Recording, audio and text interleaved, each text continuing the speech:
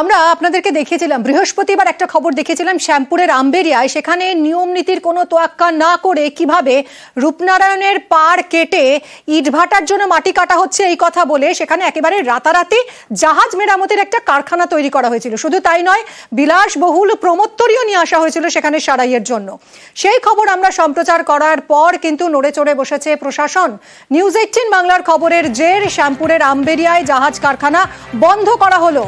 রূপনারায়ণের পাড় কেটে জাহাজ সারাইয়ের যে কারখানা তৈরি করা হয়েছিল সেই কারখানা এবার বন্ধ করা হলো। কারখানায় মেরামতির জন্য প্রমোত্তরীও নিয়ে আসা হয়েছিল। এবার সেই খবর সম্প্রচারের পরে প্রশাসনিক তৎপরতা শুরু হলো। কথা বলবো সন্তুর সঙ্গে। সন্তু, কি তৎপরতা নজরে আসছে? এখন নিউজ 18 বাংলার যে খবর দেখানো হয় শ্যামপুরের আমবেরিয়া, সেখানে হচ্ছে রূপনারায়ণের পাড় কেটে অবৈধভাবে যে জাহাজ কারখানা তৈরি হচ্ছিল বা তৈরি করার পরিকল্পনা ছিল সেই কিন্তু বেঁচে গেছে। এবং নিউজ 18 বাংলার খবর দেখানোর পরেই কিন্তু প্রশাসনিক তৎপরতা, সেখানে কিন্তু ঘটনাস্থলে শ্যামপুর 2 নম্বরের বিডিও বিএলআরও সেচ দপ্তরের আধিকারিকরা যায় এবং যেটা উলুবেড়িয়া মহকুমা শাসক তিনি আছেন না, কিন্তু এই মুহূর্তে কিন্তু এই কারখানাটিকে বন্ধ রাখা হয়েছে এবং কারখানার যে মালিক তাকে কিন্তু প্রয়োজনীয় সমস্ত কাগজপত্র নিয়ে দেখা করতে বলা হয়েছে। এবং নিউজ 18 বাংলার খবরের জেরেই কিন্তু এই কারখানা আপাতত বন্ধ রাখার সিদ্ধান্ত নেওয়া হয়েছে প্রশাসনের তরফ থেকে। ধন্যবাদ সন্তু। খবর পাওয়া মাত্রই আমরা আমাদের লোকাল বিডিও সাহেবকে এবং বিএলআরও অফিস থেকে এবং ইরিগেশনের টিমকে ওখানে পাঠানো হয়েছিল। তারা জায়গাটা ভিজিট করেছেন এবং সমস্ত কাগজপত্র খতিয়ে দেখছেন। সেগুলো দেখার পরেই আমরা পরবর্তী এটা বলতে পারবো। আপাতত কাজ বন্ধ করতে বলা হয়েছে ওদেরকে এবং সমস্ত কাগজপত্র নিয়ে অফিসে আসতে বলা হয়েছে। রূপনারায়ণ নদী পাড় কেটে যে অবৈধ জাহাজ কারখানার কাজ শুরু হয়েছিল সেই খবর গতকাল নিউজ 18 বাংলায় সম্প্রচারিত হওয়ার পর প্রশাসন নড়ে চড়ে বসে এবং সেই কারখানার কাজ বন্ধ করে দিয়েছে। এই কারখানার বন্ধ হওয়াটা সম্পূর্ণ নিউজ 18 বাংলা কৃতিত্ব বলে আমি মনে করি। তাই নিউজ 18 বাংলাকে আমি শ্যামপুরের বাসিন্দার পক্ষ থেকে আমি শুভেচ্ছা জানাচ্ছি, ধন্যবাদ জানাচ্ছি। জেরবার হলদিয়ার দুর্গাচকের মানুষজন কেন না জলাশয় কচুরিপানায় ভর্তি হয়ে গেছে দেখুন, আর তা পরিষ্কার করা হয় না, দুর্গন্ধ ছড়ায়, মশা হয় এলাকায়। আমরা এই খবর দেখিয়েছিলাম এবং তারপরই এই জলাশয় পরিষ্কারের কাজ শুরু হয়েছিল। সাময়িক তৎপরতা দেখা গিয়েছিল, কিন্তু কয়েকদিন পর এই জলাশয় পরিষ্কারের কাজ আবার বন্ধ হয়ে গেছে। সুজিতের থেকে আরো আপডেট নেব। সুজিত, কাজ তো শুরু হয়েছিল আমরা এই খবর দেখানোর পর, তারপরে কি হলো, কেন আবার স্তব্ধ হয়ে গেল কাজ?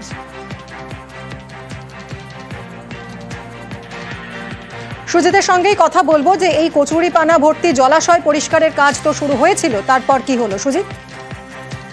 শুরু হয়েছিল কিন্তু তারপরে দেখা যায় 2-3 দিনের মধ্যেই তা বন্ধ হয়ে যায় এবং বন্ধ হওয়ার কারণ সেটা হলো একেবারে দুর্গন্ধ ছড়াচ্ছে, দূষণ ছড়াচ্ছে এবং যে প্রাণকেন্দ্র হলুদটা দুর্গাচক এবং সেই দুর্গাচকের বড় দিঘি এবং এই জলাশয়ে যে ছবিটা দেখাচ্ছি তুমি দেখতে পাবে মিমি, যে সেখানে একেবারে সবুজ বলা হবে যেন কার্পেট বেছানো রয়েছে এবং সেখানেই দেখা যাচ্ছে যে দূষণ ছড়াচ্ছে জেনে মানুষজন সরব হয়েছে।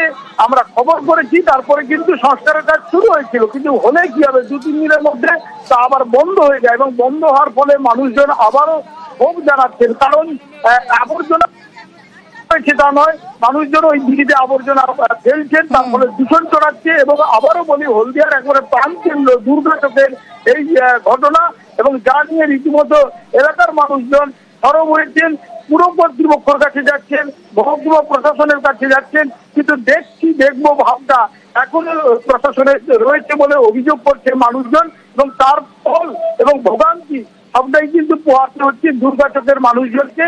তারা এই নিয়ে আবারও দরবার করছেন, তারা আমাদের কাছে জানিয়েছেন, আমরা গিয়ে খবর করলাম, দেখতে পাচ্ছি কাজ কিন্তু বন্ধ হয়ে গেছে, কিন্তু কেন বন্ধ হলো তা নিয়ে সবাই দিয়েছেন এসডিও নিজেই। ধন্যবাদ সুজিত। সমস্যা এই পুকুরটা বছর খানিক ধরে পরিষ্কারের কোনো ব্যবস্থা নেই। পুকুরের জলটা এত নোংরা, হাত নিলে পুরো মানে যেরকম মশা সেরকম পোকায় ভর্তি হয়ে গেছে। যে এটা যদি পরিষ্কার করার ব্যবস্থা করা হয় খুবই ভালো হয়, নাহলে দিন দিন মাছি মানে এত পোকা হয়ে গেছে এবং এত মশা হয়ে গেছে, অবস্থা খুবই ভয়ঙ্কর হয়ে যাবে দিন দিন। এটাতে নজর দেওয়াই আছে। এটা আমরা টেন্ডার করেছিলাম, ফার্স্ট টেন্ডারটা ম্যাচিওর করেনি, সেকেন্ড টেন্ডারটা আমরা করেছি, হপফুলি ম্যাচিওর হয়ে যাবে, হয়তো আমরা ব্যবসাকে পরে অর্ডার দিয়ে দেবো। জলপাইগুড়ির করলা নদীর ছবিটাও প্রায় একই। দেখুন, কচুরিপানা জমেছে, নোংরা আবর্জনা এসে জমা হয়েছে এই করলা নদীর বুকেই। ক্ষুব্ধ করলা নদীর পাড়ের বাসিন্দারা। নোংরা কচুরিপানায় জলপাইগুড়ির করলা নদী ঢেকে গেছে প্রায়। ক্ষুব্ধ তাই করলা নদীর পাড়ের বাসিন্দারা। পুরসভা এবং প্রশাসনের দায়িত্ব নিয়ে উঠছে প্রশ্ন। কথা বলবো শান্তনুর সঙ্গে। শান্তনু, এইরকম পরিস্থিতি কেন? বছর ধরেই কিন্তু পুরসভার তরফ থেকে সচেতনতার অভিযান করা হচ্ছে, কিন্তু দেখা যাচ্ছে তাতে কোনো কাজ হচ্ছে না। করলা নদী দিন দিন কিন্তু মজে যাচ্ছে এবং আবর্জনায় ঘেরাটোপের রীতিমতো শ্বাসরুদ্ধ অবস্থা নদী। এই পরিস্থিতিতে এরকম দূষণের মাত্রা বাড়ছে নদী, পাশাপাশি নদীর নাব্যতা কমে যাওয়ায় আগামী দিনে এই নদীর অস্তিত্ব থাকবে কিনা সেই নিয়েও কিন্তু প্রশ্ন উঠছে। এবং নদী পাড়ে বাসিন্দাদের বক্তব্য, প্রতিদিন নোংরা আবর্জনা জমার ফলে একটা দুর্গন্ধ ছড়াচ্ছে নদী থেকে। নদীকে সংস্কার করা হচ্ছে না, পরিষ্কার পরিচ্ছন্ন নিয়মিত করা হচ্ছে না। তার ফলে শহরের বুক দিয়ে যে নদী রয়ে যাচ্ছে, যাতে টেমস বলে আখ্যায়িত করা হয়, সেই নদীর এই পরিণতি নিয়ে কিন্তু পরিবেশ প্রেমী থেকে একদমই শান্তনু, আসলে সচেতন হতে হবে মানুষকেও। যারা এই এলাকায় বসবাস করছেন, যারা এই দূষণের শিকার হচ্ছেন, তাদেরকেই সচেতন হতে হবে। নদীর ধারে ফেলে দেয়। তো নদীতে ফেলালেন কেন নোংরাগুলো? নদীতে ফেলাতে দিচ্ছে না, নদীতে ফেলা যায় না, সাইডে তো এইখানে ফেলা দিচ্ছে। নদীতে ফেলাইছেন কেন? আমি তো জানি না। তো কি বলছে পুরসভা আমরা শুনবো।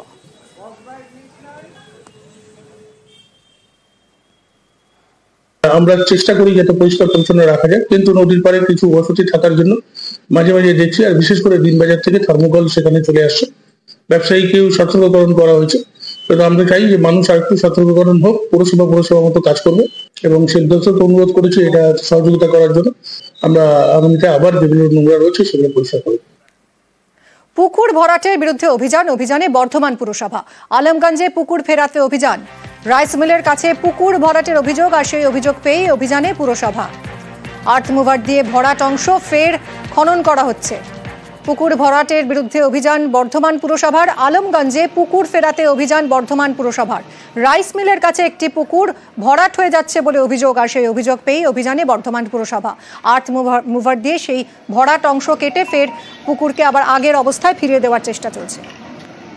প্রায় 30 ফুট বরাবর সোজা লাইনে তারা রাস্তার পাশেই ভরাট করেছে।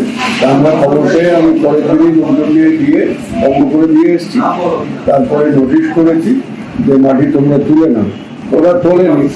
আজকে আমাদের পৌরসভার পক্ষ থেকে সমস্ত টিম গেছে ওখানে, জেসিবি মেশিন সহ সমস্ত লোকজন, যারা ইঞ্জিনিয়ারিং ডিপার্টমেন্ট এবং অন্যান্য যারা লোক আছেন, তারা আজকে গিয়ে ভরাটি মাটি আমরা তুলে গাড়ি করে ওখান থেকে সরাচ্ছি। পুকুরকে উদ্বেগের অবস্থায় যাতে আবার ফেরত করানো যায়।